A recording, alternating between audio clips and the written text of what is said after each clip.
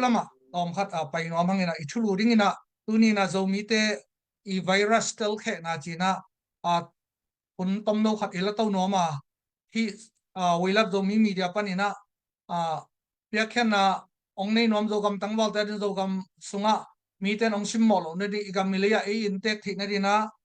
ong ki hel nom nom le hi wilap zomi tung ton na ke pe khe thia wilap zomi us@gmail.com a ke pe khe thia to te jong a hi bang bangena zo gam tangwal ta ding zo gam sunga lungmon na om the na ding iswa ta the ning midang del sim molo na dina akizang dina in pia ki puakina ki porna khat pe bua lambang chi bang lo na to bana ki pai ho mi to chang na mi pi ten nong pa ke phel zo na hi wilap zo mi ki hel member khem ban kum sumai zong emergency fa nai zong to bana ki puak ngen nya thi mai lam ma hi minam na sep na zo mi mu mena na sem khem pu ngim na tup na ki bang biang na por pi te to ma khut ke le ne na ki sem ning ki por na hi ina mi pi nong ki hel zo ke phel lo le zong hi ki hel member te ngina na ki sem tos hin hia ki sem lai ta ki mai la ba ki sem lai hi member nong lut no pu zong kum khatina za le som ni to hia ai zong na minam vai hi tak chan mi minam I tak tak ten aki por thei na ding ina to pen privacy nei tak le confidential om tak na ki top na om ni hi chi to kong pulang nom hi tuni ta ke na I thu du ong khau pian ya zo mi te I virus tel khe na china zo mi te ba hang na hi za chang na kilem thei lo ki thu tok thei lo wa igami ya mi na ini lo te halina ba hang na mi te na ong sim mo hiam chi te itel khe ding tak chang na asawai lo khatina korgam item tellen kena sangam pa David Pau de lian chi khatina online athuken khat ha ka nga ama pen khang no ma mahina hitanga juje do po yong sim ding no akisaple ama I visa alem lo na tom tom to ong pai thelo chi khat kana za to pa na banggen hiam chi le iki sel na le gal sa ki ni na ikilem lo na te pen iki thelo mani hi bang bang ni iki thelo mani chi na tu ni na to ama thuken tung tang na ong zomi te ong ki sut song soloi sak ong ki subwai sak den ke virus lungno bang hiam chi kong ke mi mal I point of view panina ong tel khe nong kai tak chen amasa na hi ei nena chi ma ban na la sa chian hoi bangai le milun be na hi na pu zo swan panena khangi na atak takina a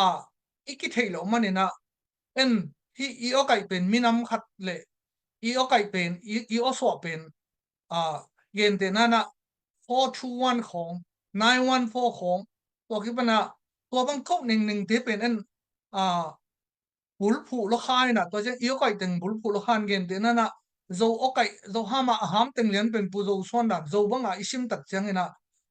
ki thailo I hi na pu zo pana piang khom hi na I om na mun le mor zui na I pau ki lam dang hilal na pi na 421 te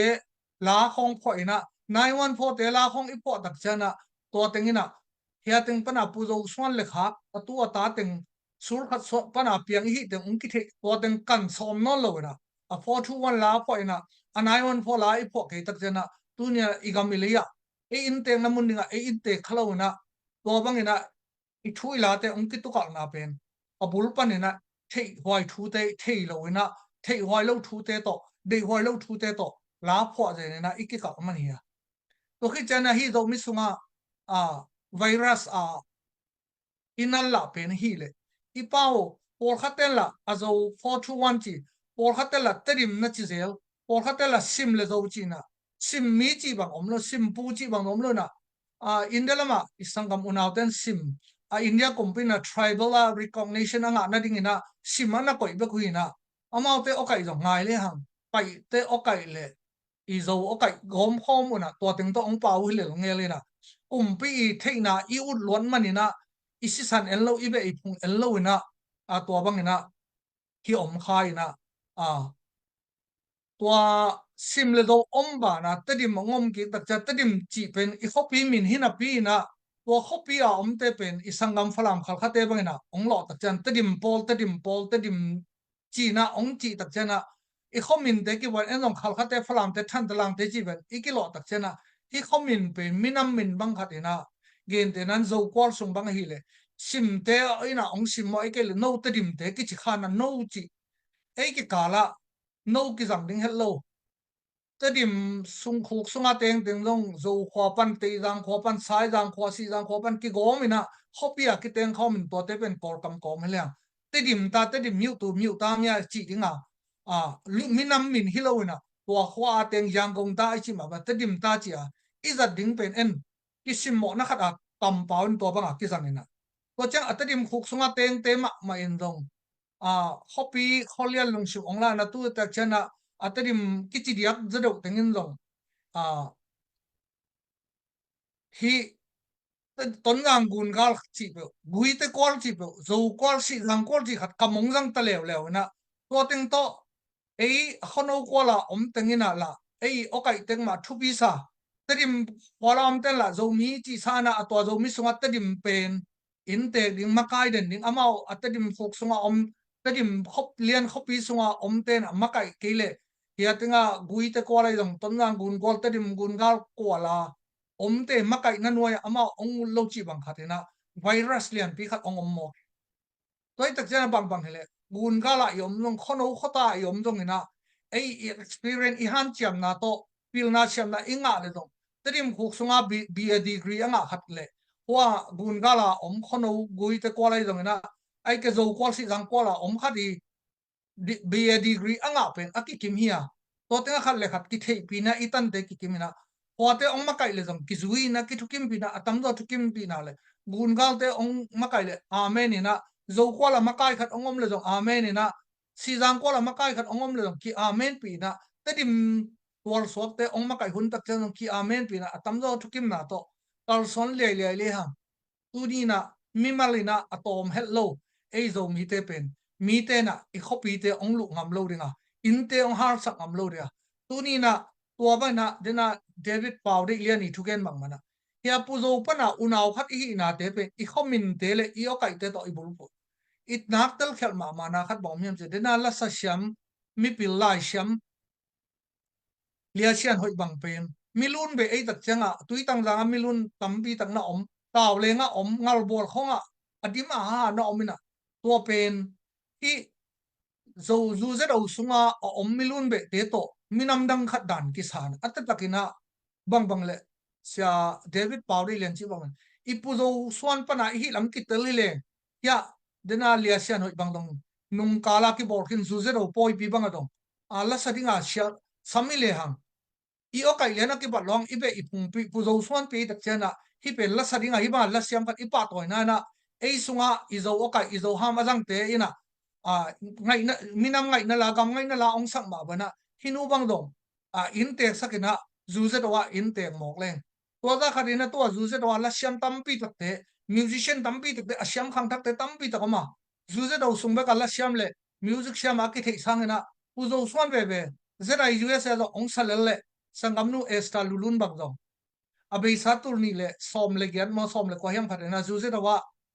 zo idol le zo lia win na ong nga to kina 2022 tak chana zera us ya ami pi te na sia pau David Pau de lian chi ma ba aman pu zo swan a hi lam tel lom mai tak changa zera us ya idol ong dem ki kina first run na abang nga in por khat te bang ina zera us te ina ang khat na nga dinga win na nga dia kilom na pin first run na up ya hi china por khaten akipor na bang ongmo sakit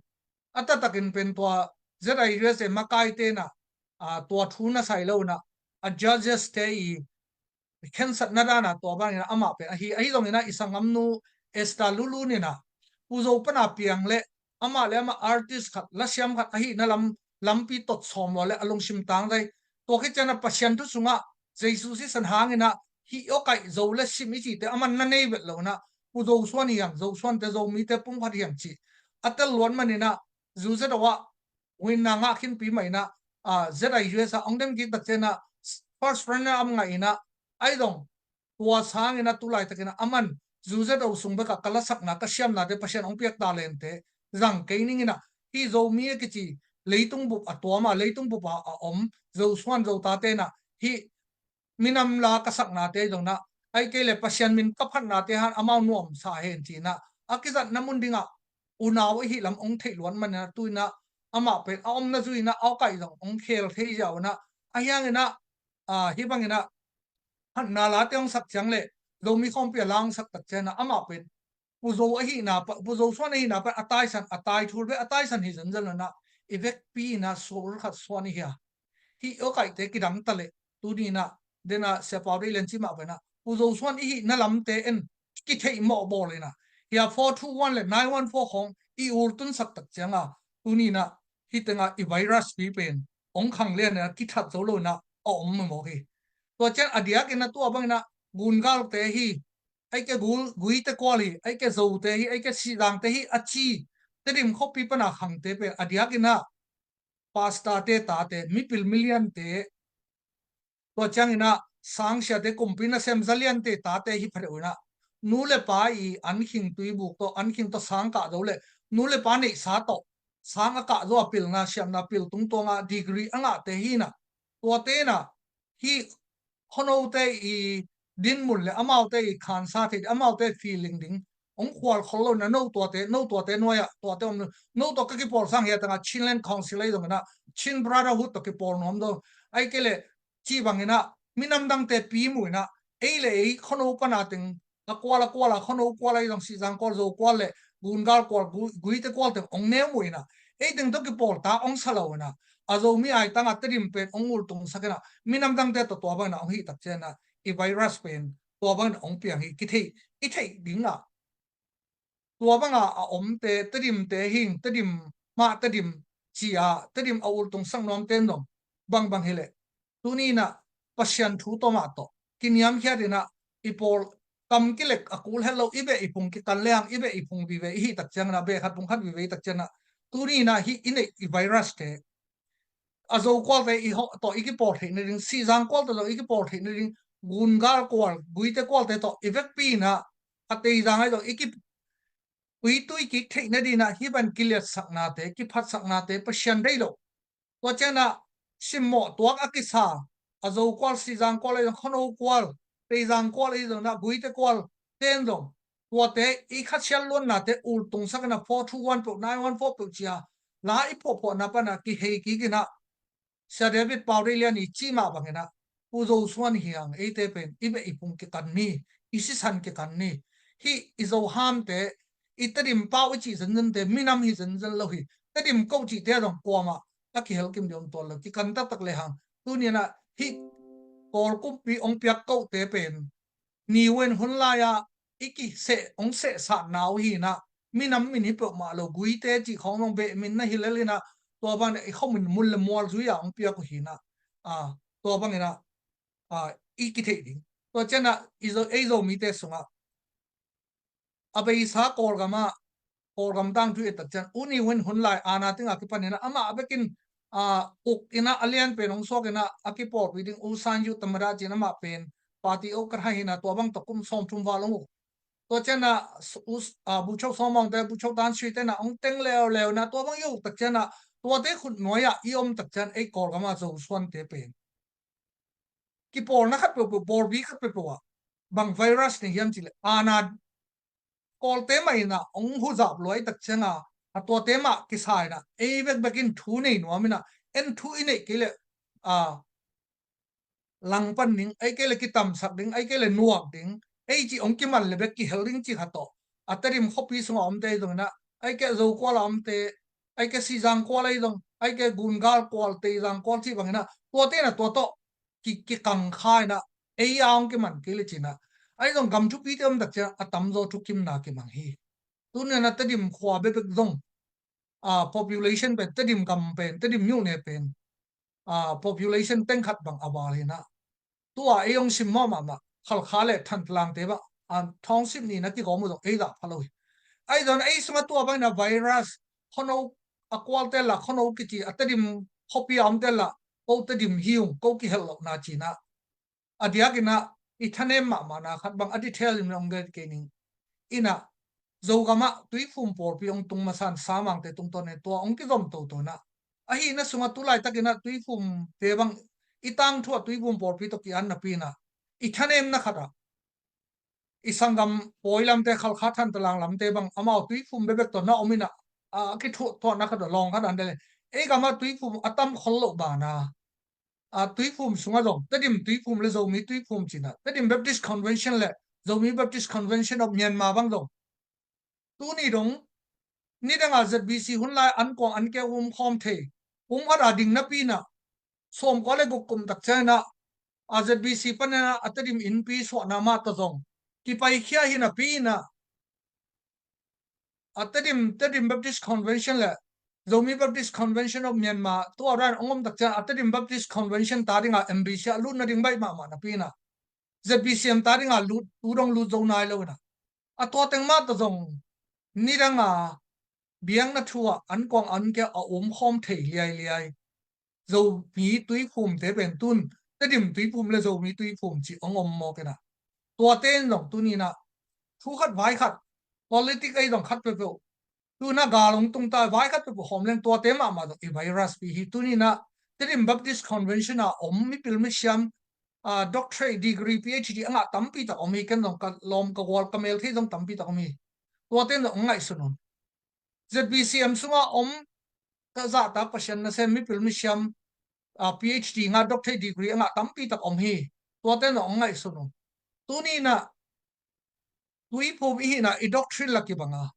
I pau I ham nong ko ma kamlek kulo za ada ilai te la ki bang I pau yo kai ila buzat ki bang ilai sang tho buzat ki bang bang hang in tu ni na eite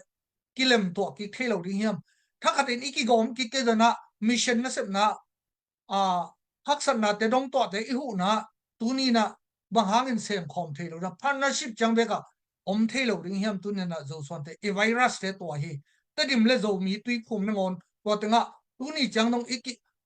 adol la makki gom ding chi lo na I kat sem lok changa TVC te la ZBCM te thupi sim lo ZBCM te la TVC te tunga amwan na le akilamet na te nga no lo ta ki por thi dinga to no lo hiam la thelo to ki kala iom tak chang ina biang na thua long virus lian pi khat inei hi to ko mai na tu lai takina ZBC hun lai ki thu tuang na pi hangina to ban ZBC em ong no ngom no lo tak chang no I pau I ham ki bat pi te to be khom thei la leng hina pi na SRBA le ZBA bang dong ho tanga I sangam de ka na tai na a to jong ni dang na tui phum tang thua TBA hun lai na isyama sa te ordination piang na dinga to chang na association nget na TBA syama sa te le makai ma sa te na ana piak zo lo na te khachian na to eile to virus ra kinua kina hitenga puzo soni ai guizom teng tui phuma doctrine ki bat pi teng to ki pol nuam lo na huatenga kor kam izanga kele ki tel thailo isangam te to ki pol ring pen bai lam ki sa to virus khat jong tui phum por bi ba anglu tina tu ni na to bang te dong ba hangina I khang thu su din isan ki kan ki kina tu ni na pasien na sem lom na bang ding ina 421 te 914 te shell lai ding hiam tu ni na pasien na sem te na nong shell ding upen jesu si san to jesu milim langina bulina jesu si san pilotin iket hun ta hi tunin zo swan te mo tunina simle zo chi a ki ko ring te hi non ke hi mel thei por khat pasta te bang pasien na sem te na simle zo te chi khong si dang te jong to bang ina gun gar ko te gui te ko te chi na kamazang ngam la hiang I pasien I jesu ko ita ko ding hiam tunina 421 te 914 te hun te be sak tani a be sakum som lai chu te hi ina jesu si sa lepu zo si sa icha ki hun tai I virus te I hep khat hun tai ana shin sanit kol kumpi te kol te kyang pana I lo sung nok na te to te I hep khat hun tai to chen a khoi ye ki de lo na ai mi te na hi ZBC mai ke TV sa lu lem pan mun kanga diam chi bangena ei pan mun ong ki piak dinga a hi le bet ki lu non to ba na pan mun de lo na virus song ei zo mi te so na om hin to te mai dong aki naiding pi bi ong ki kam la saki tu ni na gen te na ni na kam ki dang hello zu za do le za da USA bang dong ki bang in om sa na ki mu zel zel ina tu ina iki gom do ke dong ku khat in iluang do ke dong hi atenga trim khopia gal ta te ton ngang khopia gal ta te ei ta ei be ipum I u naw te khelo mo yam to te aring ina tu ni na charity concert to ibol tak chena ibol khop ding to pen pasian thu to la ke to khia to chena si khat sakhat hi na to la ki to hi toy tak chena tu ni na adiakin terim khosunga teng de atarim khang kharia to ran nu le pa kumpina sem ne nule pani sa to pil siam ajina sina aul akui tungte na hi dongina to chang khono panina akwal panina pilna siam na ni le pasien na sem te zona I thei ma ding thu kharena imo na te ki mai sa pani dena tv hunla ya siama sa tele upama sa te tuina ongdam pi non lo hi tua te I khai chi hoi lo teng en chin som lai sel sak nom tui buak chi pen pasien thu to za ki tuak vel lo hi tua hi na tun atang pi na mi sunga hi zo pau zo ham atel hi kakapau atel khem tu te sunga iet tak chena pasien na sem bang ile kong I luan le kong vei luan manina kong gen hiya sia ro khup te sia tam hau te bangina ahi keile sia paulen mung te bangina evangelist sia si ke khai te sia je ke kam te da ne na hi atang pi na lap ho kai dong la sai dong musician ai dong na pasien na sem crusader te dong na atang pi na pasien azat te pen I khono kwal chi le o kai te ton na ki nga bel lo na pasien si san de na ka chi ma jesu si san le I pu zo hi na to ko ma de dan lo na tang pi na lai le dong la asa thei tel thu again te ma pasien ong jang mo ki tu ni na zo kwal sunga azo akichi de zo ham azang phade sunga dong pasien na sem tam pi da kong mel the oma pasien thu gen a siam ma pasien dong a be ting ya ta le na pia dong tam pi om hi tua ma ban la siam dong tam pi ta om hi la phok siam dong tam pi ta om music siam dong tam pi ta om ayang hi izo ham azang teng bek zowa simina adang te to ki por thelo ding ki por the ding asom lo wa sim te dim te chi bangina izat khang manina pasien ong piak ta len pen ei zu ze do sung le izo kwal sung lien bekina hamphat pi ina tang zai takina pasien ong jang thelo pam mai lo ma hi ei izo sunga pasien na sem sia do gupte sia paulen mong sia pau khai te dongena sia si ke khai te pasien azat thei dinga ta len nei tampi ta omi la siam jong omi yen de na sangam nu esta lulun bang jong khang nong ma khat hia la jong tampi bol na lo ya abor sun te to hi bangina ama le ma ke sacrifice na ko ma deidan nei lo na jesu si san hi tale ipuzo si san te aman tel takina ong ki hi tak chang na tuina full gospel ai dong pai na ama I la to ha anga le tha pya tampi ta om ma bada tuni na zo kwal sung hi tale si jang kwal sung tale guite kwal te jang kwal khono kwal hi phya dong na hi I okai chang le I khomin chang bana jesu si san to te san mai na ki sap na duina tang pin ong zat thei na dia pasien sa tha ong ne le na mi tam pi tak te ri na thu pha nong hi thei na ding na ong ki phalul la yen te na na sha si ke khai te jang o ka hi te jang sit ma anu pa to ki ho le te jang o achil ma ong pau de hi ai dong ala pho te pen te jang o kai to ong pho ki kyo lo ku ong gen chang na te jang o kai to ke ngi lo tua ma man je ke kam dong sia je ke kam dong ka za tang ma la album kho dong ka bol pi khat hina aman dong ngi ri chin ama dong lang jang kho pan hina te jang o kai mai ala pho khem po zo son zo ta te zo gam zo mi chi ma ong pho ke na te jang o kai to tu ni na ala pho dong khat dong ong sang ngi lo khat hi tua ma ba na te jang o kai to asian thu gen ngi lo hi tua bang ina tang zai ta ke na hi I o kai chang le I kho le equality teng kempo Jesus is an to san mai na lungsim toite ongep kheta pasya tang zai takina imi sunga ongjat ma buna tuni na hi okai chang to aboi 421 to 914 tunga alungkim lo 421 to ai long ai ke tedim to ai ke sim te lo te achi chi lai pasya na sem te dong na music sham te la sham te do ong pai hia wala dena sia David Paul lian chi ma bangina iki thei lo mani iki thei ding pe nin pu zo suan pana pai a khang ki zo ma be ki sima dena liasian hoile sia David Paul Bilun Juzero president babe khat hi ichi ma bana tua ba ne ki kan ki na hi le pasian ong piak ta len pen tang zai takina ki jang thia ki lam to thia ki pa to thei ding te khang pai na ding po la in phok no lo na tu ni na I bul pi hi jaisu si sale pu zo si san tal tel le hang to le mo ki mai sak la na ding om lo hi mo mai sak lo la acham te tu ni na adiak de na kong ngai ma pasian na sem por khatin no iminam sunga high speed to na okai tom te ul tung sakina ấy lệ ấy cái tel khéo na ring na lại oppose thế thu again por khăn dòng mà hiang lip khắp hoài mà ta hun nó ngay tak chang na qua hi mana i virus te thei hoài ta hi tu ni na pasian in tang lai taka ong zat ding na de le la siam te pasian na sem te musician te zu zet o beka ong bor bor ke la tang zai zo na full gospel la hi dong zo min kwan ong ki borun in te di ha kwa ma a chi om lo hi tu ni na i o kai pen i kho imun imor om na zu ya aki khel be khilela tu ni na sia si kai khai te bang sia je ke kam te bang ma sia event lang do khu te sia kam hau te bang na tu ni na tôi chân là xem mông tông mang rồi ông ăn tôi tên là phụ lâu lâu mà mấy thật chân là lấy tung bộ bạc cò gầm mí tê rồi nè ông mồm na pork pi lộ chính nè rồi mí bé khi lộ cò tê tao cái một là cò cama cái hiền tê mi nam kim mi nè cái ruột na bên tua bên ama lẽ mà cái phal đích đích mi nam lung sim này lo ô cái lung sim này lo khó lung sim này vậy lo tua bên ông đặt chân bớt azan bảo bên tu ni nè ấy khó nó wa akit ha akizel bớt na xem tê la xem tê dong gente nana tunin asya hi lo lalai chang china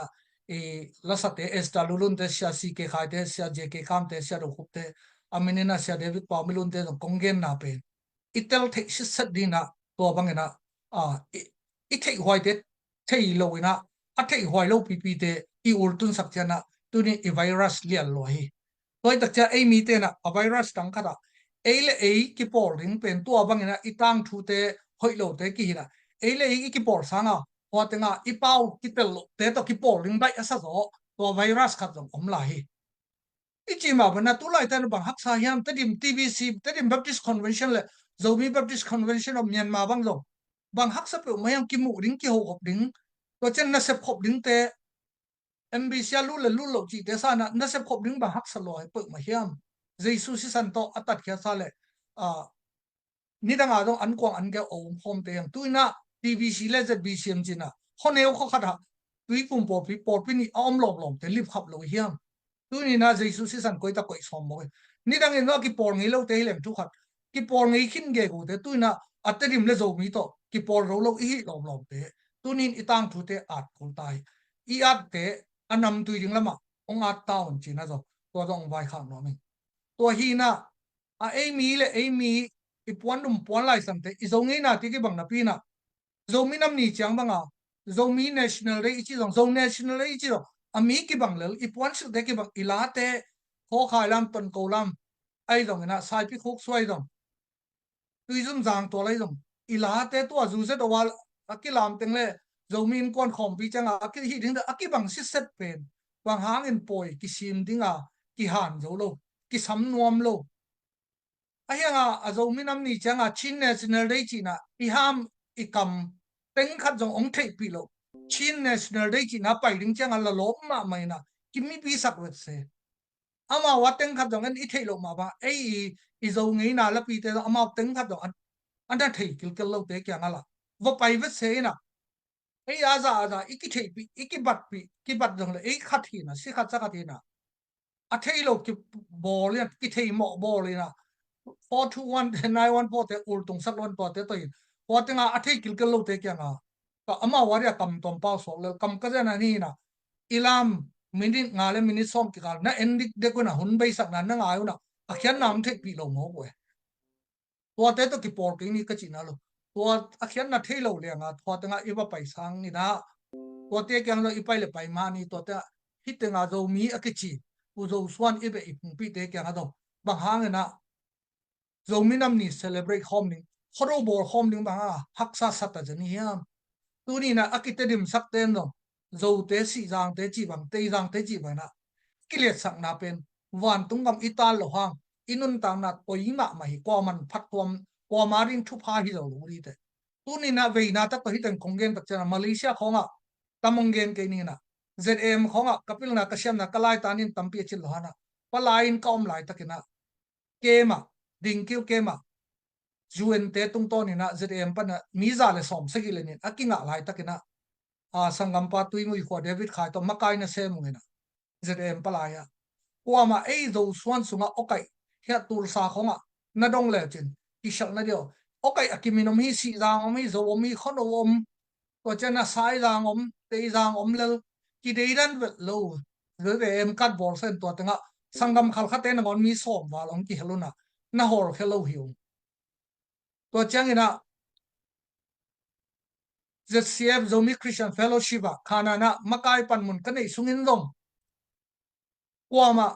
sile narom takcha kwama polu te lulo e deiran nei lo na aki hui do han atan do na ring na ki bai homen to chana biak biak na biakin aki khat lo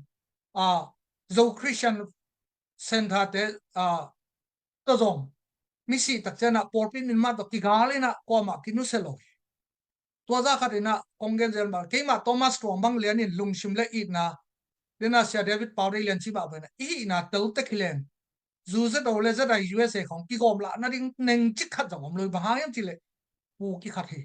to chang jesu a te khia bang hangin ki kang kang lai ding hiam bang hangin e u naw ten ki por khom nom lo hia tinga pa wi thei lo te kya kor kam sham lo pi pi to ba ki khom ding hiam ho te i chin national celebrate na tia tel lo pi pin va pai ding hiam tu ni na khoro ba hangina don khom thei lo ding hiam zo kwa la khoro pen hi tenga ton dang te ma khopia ke bol ten khoro ma hilali si jang kwa la dong khoro mai gui te kwa la dong khoro ma hilali abang ke lam dang lo pi pa bahangina hi virus sem to pe king ngi ding hiam tu ni na igama ilia PDS zo len om hi zetale eastern comment om hi CDF ton dang om hi CDM season om hi unaw khat hi bahangina e den ki mor masalo na Chinland Councilของ Chin Brotherhood ของom hi hiam tu ni na i adolo ichi sangena ikipor thik na tan tan khat om hi ei le gal ki ni sangena i gal te izo na ding na ei le alliance hi na mahamai ki hi na ikilet sakna ikiphat sakna te zalam ina ikito na le turong ikikal pi pe na hi le i virus pen azu moi ma khat pen bu ong ki hal sakti to turong ina ki gal mu hi tua bu ki hal sana tu ni ton jang le te di ma hopi in kang te tamman zo ding hi tua buk sungao an tang let besan let sathau te akang te sangena te dim le ton janga akang teng pen tamman zari hi tuni na tua bangina ton jang ong ki suk shat ding lai tak na PDF zo le nei dong zata le eastern comment dong tua na PDA dong na i party z CD le NLD ikipal lo na te to chana korgam nui u to lan hi ya i pan no na PDF zo le nei dong zata le eastern comment dong CDMA dong na to chana CDF ton na dong PDF hon ngoi dong tua te i party vai ki man ki bang ke khama ni ai dong i copy hi ban put le vai aswak ding i pen i minam pen por khatte na tual gal hi lo hi nai ngan yi na chi u hang ina tu ni na ei ten dong khal khale than tala to bang ina ki suk shan na ring ina washim le ham amau dong tual ngal ma ngo ding hi por khatte na tual gal hi le miong kap lum di miong kap lum lo hi a chi hang ina tu ni na pite pute le nu mai naw pai te le naw pang te gam la ka go lak da la gal tai te i lung sim nat na pen si na ma to ki ma aki thuak hi to pen tual gal ma hi tua idal na ding na ong kwal lai ta kuna PDF zo le na hi dong na zera le eastern comment hoi takina na nam khai na lai bek to statement puak ina na dal lo na physical takina na dal khai le uni na tadim le ton lang pen hi wang na vut le bai suang nai lo ringi i party te inai ngan yi politic te akibat lo hunin ikebat nai ne igam hi tadim le ton lang pen zo swan te gam hi ile hi tu ni na vul le vai aswak te ei ma in nang ma in isang kam yu naw te in hi toy chana ikibat na isi san ong ki sim moi tai tu ne na ei sunga PDF sunga om te hi do na CDM season sunga om te do na isang kam ten amao i politic to ong khemina ong bu muna a ei le ei ong ki tong sakena agam thei apau thei te ong ma kai sakena a hi bangena ong bulu utak chang bin apaya amao CNF lian to ki do ding le zeta la hi tale PDF zo len tale ong zo tuan ma lo ding hi tua hi na tang thu khong ikan zel lem jing dong ke sami tu na ke ma Thomas Strong na thu kong mok gen kia ma sala hun lai na party Lansing party Myanmar Lansing party hun lai na mo tu da ida ke na Chinland Council ki polte hi dong na Chin Brotherhood ki polte dong na kong thei sang no phata ni dang ina khal kha ei mi ulian te som nga khong awal na ka ong suk thei phat ke le dinna patia anlim takki wakin to na nagil nga ina asi tampi tak ka khopi te do ma mi dong om hi hayai si yung mumo pine si yung o te dong abana bani na ki bu mina singe yu hi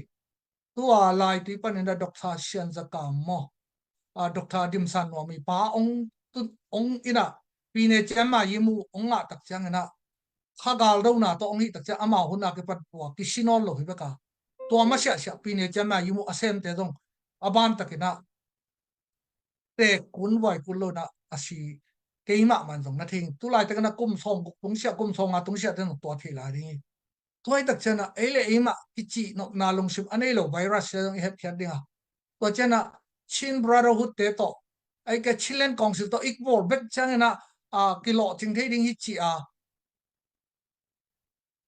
ya thu ana amet ten no ong thei sham itang thu te tu na kongen thei si sathi to chana ta a democracy wa in pan mon ong pe ding hi le dong igen sama bana chilen council in minister la ka ton jang le te di ma pan mon khat to be ong pia hi te dim population pen hal khale than langa miu ne ni to ki hi ele chilen council alu te no hal khai le than talangin khat to nga le te dim min amau da ni phai tak chena li bang nong nga som ding hi mi to iki pol le jong to bang nga so tu na ton ngang pan khat te dim pan khat chi bet to amau so nga tak chen en pe khat dong nga lo ri ha to bang ina thu ingai sidi e virus se tu ni na kongen sama bang na pasien lambiang na lama dong to bana te dim le zo mi kilip khop na te hia to virus te dong thak ni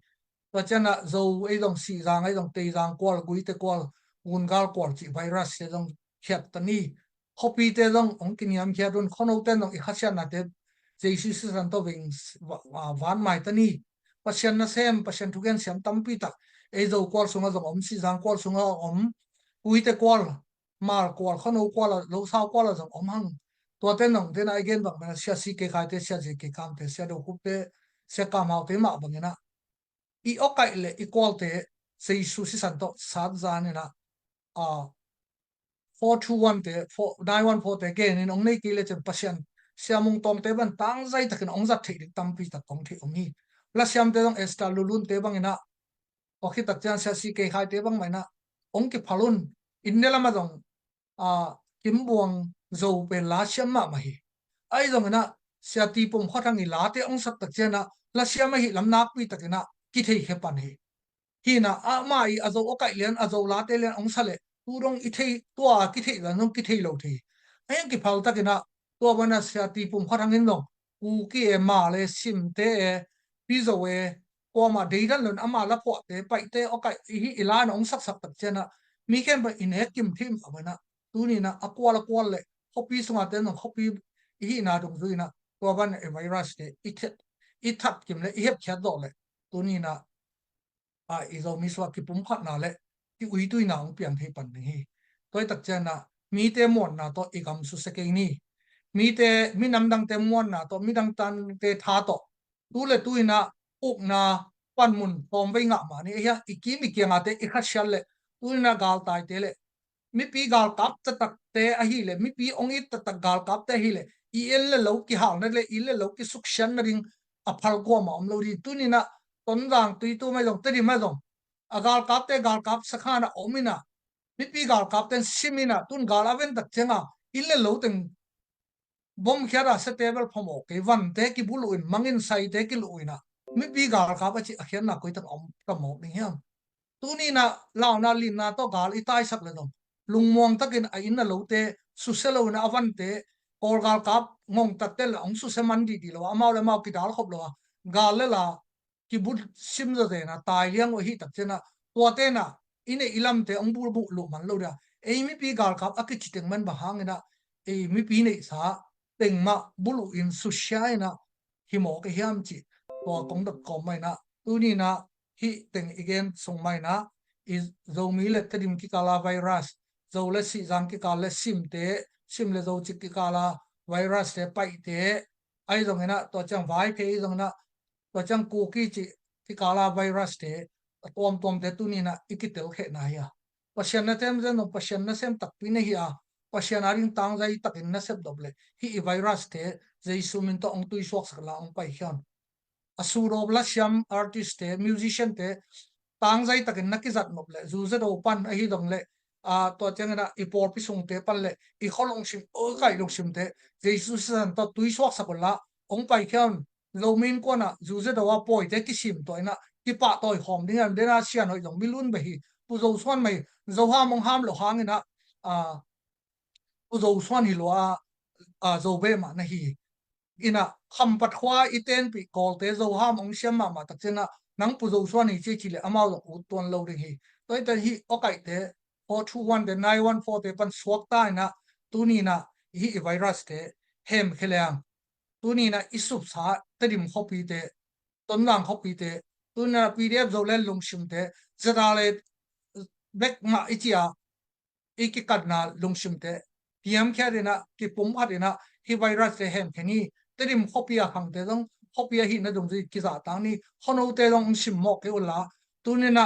ei zo swan sunga apil ma ngai tu von toy kam ngai khwa a bishop len khen nang etul pi pai na thuang gen tak chang ina azo akai la amang lo ding le mi pin atal siam ding ina pasien thu ong ge na tuna ette tak ching ma tua pa asun ding na ei zo sung pan si dang sung pan te dang sung pan kwa teng om ding hiam bishop len khen thang bang ina